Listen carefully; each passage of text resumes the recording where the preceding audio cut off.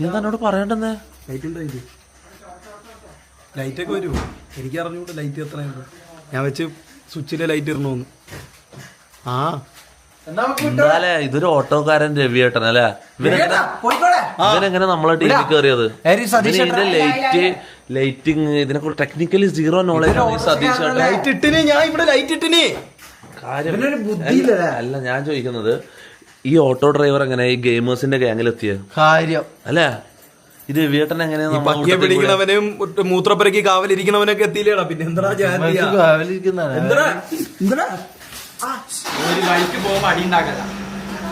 പിന്നെ നിന്നെ കണ്ണൂര് വിടാതെ നമ്മള് പോകണം. നിന്നെ ഇനി തിരിച്ചു കൊണ്ടുവന്നില്ല. ടി വി വാങ്ങിച്ചോണ്ട് നീ തിരിച്ചു വന്നതാണ്.